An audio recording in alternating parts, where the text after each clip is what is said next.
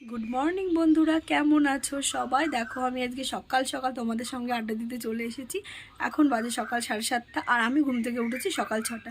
সকাল 6টার সময় ঘুম থেকে উঠে আমার বেবি আছে 5 বছর বয়স, ওর নাম অদ্রিজা। ওকে রেডি ফেডি করে স্কুলে পাঠিয়েছি। আর আমি আজকে সারাটা দিন তোমাদের সঙ্গে আড্ডা দেবো, বিকজ আজকে একটা স্পেশাল দিন। আজকে আমি ব্যস্ত থাকবো, তবুও তার ব্যস্ততার মাঝখানে তোমাদের সঙ্গে থাকবো, কারণ আজকে আমার হাজব্যান্ডের বার্থডে। তো সকাল থেকে কি করি না করি তোমাদের সঙ্গে থাকবো, তোমাদেরকে জানাবো। আর এখনও স্কুলে গেছে, এখন ঘরে সমস্ত কাজ গুছিয়ে আজকে আমার হাজব্যান্ডের বার্থডেটা আমার বাপের বাড়িতে সেলিব্রেশন হবে ছোট্ট করে। তো ও বাড়িতে যেতে হবে সমস্ত কাজ করে, ওই জন্য আমি সকাল সকাল সমস্ত কাজ গুছিয়ে নেব আর গুছিয়ে ও বাড়িতে যাওয়ার জন্য রেডি হব। তো সঙ্গে থাকো, আমি কি করি তোমরা দেখো, আর তোমাদের সঙ্গে আমি থাকবো, আবার ফিরবো তোমাদের সঙ্গে আড্ডায়। তো এখন দেখো বন্ধুরা, আবার চলে এসেছি। এখন 8:30 বাজে, অর্ধেক কাজ প্রায় হয়ে এসছে। তো এখন চা নিয়ে বসে পড়েছি। চা খেতে আমি একদমই ভালোবাসি না, তোমরা কে কে ভালোবাসো কমেন্ট করো। ভালোবাসি না, তাও মাঝে মাঝে খাই, একটু খেতে হয়, কারণ ঠান্ডা লেগেছে তো তাই চা খাচ্ছি। তাও আবার চিনি ছাড়া, কারণ আমার হাজব্যান্ড চিনি ছাড়া চা খায়, তাই আমাকেও চিনি ছাড়াই চা খেতে হয়। তো চাটা একটু খেয়ে নিই। তো হয়ে গেছে আমার চা খাওয়া। আজকে বাইরের ওয়েদারটা একদমই ভালো না, পুরো মেঘলা। তো কেমন কেমন লাগছে, মেঘলার দিনগুলো কেমন কেমন একটু লাগে। তাও সমস্ত কাজ করতে হবে তাড়াতাড়ি করে, কারণ বেরোবো। তো আবার আসছি সমস্ত কাজ করে, চলো। তো হ্যালো বন্ধুরা, দেখো আমি আবার এসেছি। আমার স্নান টান কমপ্লিট, এবার আমি রেডি হব। তো অনেকটা লেট হয়ে গেল রেডি হতে হতে, মানে কাজ টাজ কমপ্লিট করতে করতে অনেকটা লেট হয়ে গেল। এবার আমি একটু রেডি হয়ে তারপরে আবার আসবো। তো দেখো চলে এসেছি, রেডি হয়ে গেছি, আর এক্ষুনি বেরোবো। অনেকটা লেট হয়ে গেছে রেডি হতে হতে। আর এই কুর্তিটা, এটা আমার হাজব্যান্ড আমাকে আজকে দিয়েছে ওর বার্থডেতে, আমি ওকে গিফট দিয়েছি।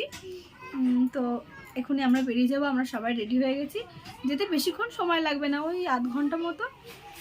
তো আমরা রেডি হয়ে গেছি, তো আবার পরে আসছি। তো আমরা চলে এসেছি, অনেকক্ষণ হয়ে গেছে। তো এখন দুপুরবেলা ওকে খেতে দেওয়া হবে। তো চলো দেখা যাক, চলো। তো দেখো বন্ধুরা, ও এখন খেতে বসেছে, আর এই সমস্ত রান্নাবান্না সবই আমার মা করেছে।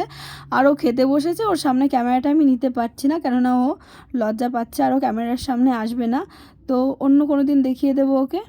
তো দেখো খাওয়া দাওয়া শেষ করে সবাই মিলে এই কুচিকাচাগুলোকে সঙ্গে নিয়ে গেছিলাম কেক আনতে, ওরাও যাবে। তো তখন সন্ধ্যা 6টা বাজে, তখন আমরা সবাই মিলে কেক আনতে গেছি। দেখো, আর এই কুচিকাচাগুলো জেদ করেছে যে ওরাও আমার সঙ্গে যাবে, সেই জন্য ওদেরকেও নিয়ে যেতে হয়েছে। তো দেখো বন্ধুরা, আমরা ফাইনালি চলে এসেছি কেকের দোকানে, মিও আমোরেতে।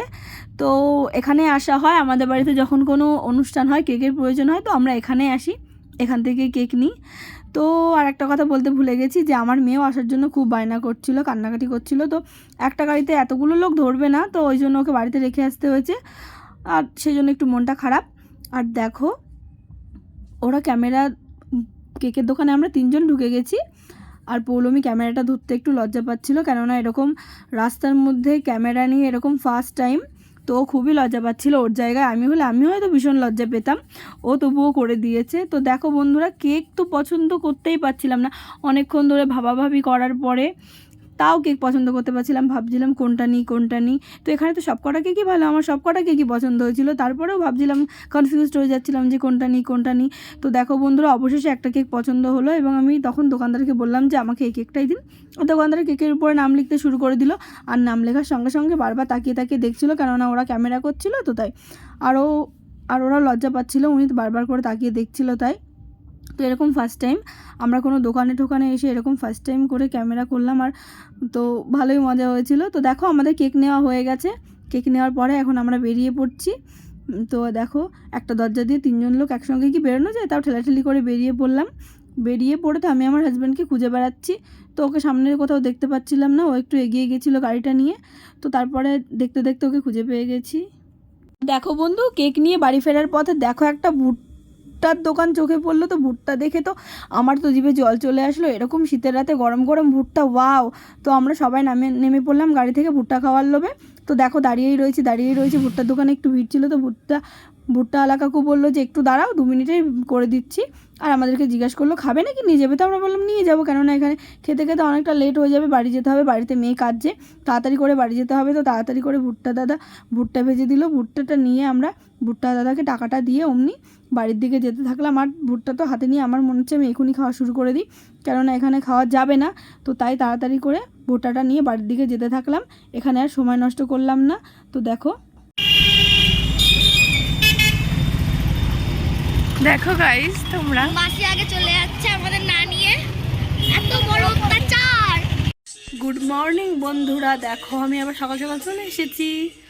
তো প্রথমেই সরি বলছি তোমাদেরকে, কেননা আমি কালকে তোমাদেরকে কথা দিয়েছিলাম যে সারাটা দিন কী করি না করি অবশ্যই তোমাদের সঙ্গে থাকবো, কিন্তু আমি পারিনি, রাতে একটু ব্যস্ত হয়ে পড়েছিলাম, সেই কারণে কেক কাটার টাইমটুকু শুধু তোমাদের সঙ্গে থাকতে পারিনি। So I am so sorry. আর তোমরা অবশ্যই আমার ভিডিও দেখো আর আমাকে সাপোর্ট করো। আর আমি পরদিন সকালবেলা, মানে সেদিনকার পুরো ব্লগটা কমপ্লিট করতে পারিনি, এটা হলো পরদিন সকালবেলা। এখন সকাল 8টা, সাড়ে 8টা বাজে। তো আমি তোমাদের সঙ্গে আড্ডা দিতে বসে পড়েছি। তো কেমন আছে সবাই বলো, আর অবশ্যই আমাকে ক্ষমা করে দিও, কারণ প্রথম দিন আমি কথা রাখতে পারিনি, কিন্তু নেক্সট দিন এরকম হবে না যে কথা দিয়ে আর কথা রাখতে পারবো না। সো তোমরা আমাকে অবশ্যই সাপোর্ট করো আর আমার চ্যানেলটাকে সাবস্ক্রাইব করে দাও। আজকের মতন এইটুকুই, আবার দেখা হবে পরবর্তী ভিডিওতে। So by.